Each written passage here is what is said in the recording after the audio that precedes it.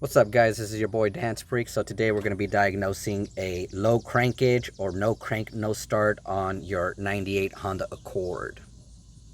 So let's start with the basics. All right, first you want to go ahead and get your battery tested. You're going to go ahead and disconnect the wiring harness for the battery, 10mm bolt.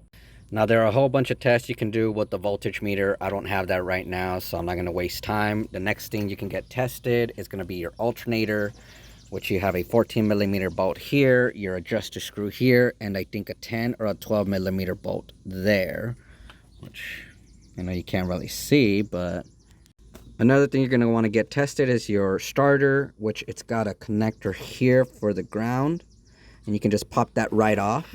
And also it's got one bolt here and another bolt way down here on the other side, which you'll have to get an extension for that. Kind of difficult to get to, but once you pull that off, take the alternator and your starter to the local parts store along with your battery and get those tested.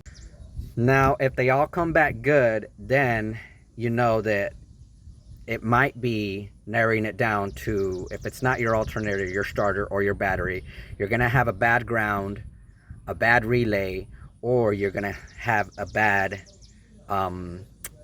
ignition switch. So before you go wasting any money on parts, make sure you get all those tested first. And in order to take off the ground negative, you're going to go ahead and remove this 10mm bolt here. You're also going to have this harness here with the 10mm bolt there. If you cannot remove that 10mm bolt and you don't want to break it, then there is another bolt here connected to the transmission. The location for that bolt is going to be located right there, right underneath the dipstick. So like right here. And as you can see here, that ground is pretty worn out, oily, and corroded. So I'm going to go ahead and replace that, $42 at your local parts store.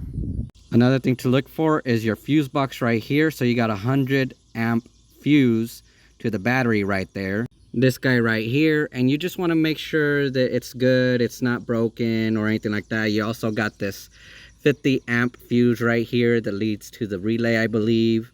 Make sure that one's good, and make sure that your connection points right here, you want to go ahead and tighten these down in case they're loose. Sometimes that can lead to a no crank, no start. The location of the starter relay is going to be under here. So the location of the starter relay is going to be way on top over here. And you do have these tabs here, so you'll need some needle nose pliers to kind of stretch those out and force it in there. And then you'll be able to pull it out. But your starter relay is up here. If it's not that, then your ignition switch right around